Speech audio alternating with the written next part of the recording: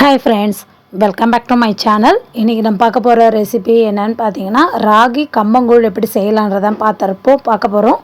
இப்போ அதுக்கு நான் 2 கிலோ அளவுக்கு கேழ்வரகு இதோட சேர்த்துக்கிறேன். இது கூட 1 கிலோ அளவுக்கு கம்பும் சேர்த்துக்கிறேன். நம்ம வெறும் கேழ்வரகு சேர்க்கறத விட இந்த மாதிரி ரெண்டுமே சேர்த்து செய்யறப்ப டேஸ்டும் நல்லா இருக்கும். அதோட இல்லாம ஹெல்த்தியும் கூட. இப்போ இது ரெண்டுத்தையும் நான் நல்லா மிக்ஸ் பண்ணி விட்டுறேன். இது பார்த்தீங்கன்னா காலையில் வெயிலே நான் சேர்த்துட்டேன். இதை நல்லா காய விடலாம். ஒரு நாள் ஃபுல்லாக நல்லா காய விட்டு இதை நல்லா புடச்சி எடுத்துக்கணும். ஏன்னா அதில் தூசிலாம் இருக்கும். புடச்சி எடுத்துட்டு ஈவினிங் டைமில் நான் ஒரு பாத்திரத்தில் எவர் சில்வர் பக்கெட்டில் இதோட சேர்த்துட்டு இப்போ நான் மூடி போட்டு இதை எடுத்துகிட்டு போய் மிஷினில் நல்லா நைஸாக அரைக்கி கொடுத்துடுறேன். பிளாஸ்டிக் பாத்திரம் யூஸ் பண்ணாதையும் இது மாதிரி எவர் சில்வர் யூஸ் பண்ணுங்கள், நல்லாயிருக்கும். இப்போ இதை நல்லா அரைச்சி வச்சுட்டு இது நல்லா சூடு ஆற விட்டுட்டு ஒரு 2 ஹவர்ஸ் கிட்ட ஓப்பன் பண்ணி வச்சுருக்கேன். ஆற விட்டு மூடி வச்சு நல்லா ஸ்டோர் பண்ணி வச்சுக்கோங்க. ரொம்ப நாளைக்கு வண்டு வைக்காமல் இருக்கும். இப்போ இதில் நான் ஒரு 4லேருந்து ஒரு 5 டேபிள் ஸ்பூன் அளவுக்கும் மேலே இந்த மாவை சேர்த்துக்கிறேன். இதில் கொஞ்சமாக தண்ணி சேர்த்துட்டு கட்டி இல்லாமல் இதை நல்லா கலந்து விடலாம். இது பார்த்திங்கன்னா நான் மதியானம் தான் ரெடி பண்ணுறேன். ஏன்னா இது மாதிரி நம்ம கரைச்சி வைக்கிறப்ப கூழ் அந்த புளிச்சி தன்மையோடு நல்லாயிருக்கும் டேஸ்ட்டு. நம்ம அப்பயே கரைச்சி செய்கிறத விட இந்த மாதிரி கரைச்சி வச்சு மூடி போட்டு வச்சிடலாம். இப்போ நான் ஈவினிங் போல் அடுப்பில் பாத்திரத்தில் தண்ணி நல்லா ஹீட் பண்ணியிருக்கேன். 2 டம்ளர் அரிசியை நான் கிட்டத்தட்ட ஒரு 2 ஹவர்ஸ் முன்னாடியே ஊற வச்சிட்டேன். இந்த பாருங்கள், இந்த கேழ்வரகும் இந்த கம்பும் சேர்த்து நம்ம ரெடி பண்ண இந்த கரைச்சி வச்ச மாவு நல்லா புளிச்சு வந்திருக்கு. இப்போ இந்த ஒலை நல்லா கொதிக்க ஆரம்பிச்சிருச்சு. இதில் நான் ஊற வச்ச அரிசியை இதோடு சேர்த்துக்கிறேன். இது கூட நீங்கள் நொய் அரிசி கூட ஆட் பண்ணிடலாம், சீக்கிரமே குக் ஆகிடும். இப்போ இதுக்கு தேவையான அளவுக்கு உப்பு சேர்த்துட்டு இது நல்லா கலந்து விடலாம். இந்த அரிசி நல்லா வெந்து வந்துருச்சு. இப்போ பார்த்திங்கன்னா இது 3/4 பாகம் அளவுக்கு நல்லா வெந்துருச்சு.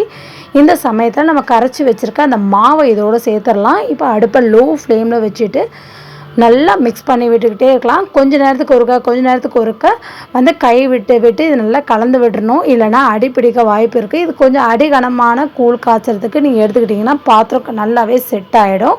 கிட்டத்தட்ட ஒரு 10லேருந்து 15 நிமிஷம் போல் இந்த மாதிரி அடுப்பு லோ ஃப்ளேம்லேயே இருக்கணும். ஒரு 2 நிமிஷத்துக்கு ஒருக்க இந்த மாதிரி கலந்து விட்டுக்கிட்டே இருங்க. உப்பு வேணும்னா செக் பண்ணிக்கோங்க. இது நான் நைட் டைம் இந்த கூழை காய்ச்சிடுறேன். இப்போ பார்த்தீங்கன்னா இது நல்லா வெந்து வந்துருச்சு. நீங்கள் கையில் தண்ணி தொட்டு அதை நீங்கள் தொட்டு பார்த்தீங்கன்னா அதுக்கு கையில் ஒட்டக்கூடாது. அதுதான் கரெக்டாக வெந்துருச்சுன்னு அர்த்தம்.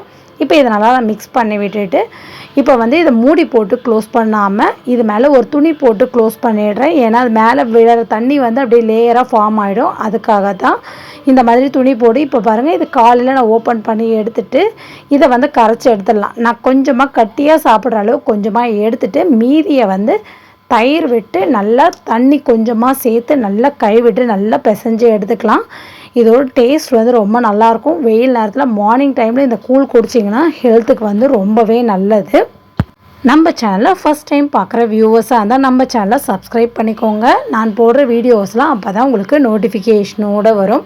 இப்போ இதை நல்லா நான் கரைச்சி எடுத்துட்டேன். இதுக்கு சைட் டிஷ்ஷாக பார்த்தீங்கன்னா நான் நைட்டே கருவாட்டு குழம்பு வச்சுட்டேன். இதுக்கு சைட் டிஷ் வேறு எதுவுமே தேவையில்லை. இந்த கருவாட்டு குழம்பு ஒன்று இருந்தாலே போதும்.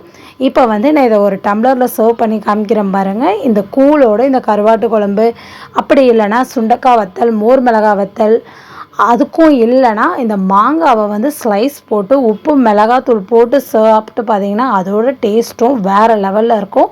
இது கூட நான் பொடியாக கட் பண்ண வெங்காயமும் இதோடு சேர்த்துக்கிறேன். அவ்வளவுதான், ரெடி ஆகிடுச்சு ராகி கம்பங்கூழ். கண்டிப்பாக ட்ரை பண்ணி பார்த்துட்டு எப்படி இருக்குன்னு கமெண்ட் பண்ணுங்கள். இந்த வீடியோவை லைக் பண்ணுங்கள், மறக்காமல் ஷேர் பண்ணுங்கள்.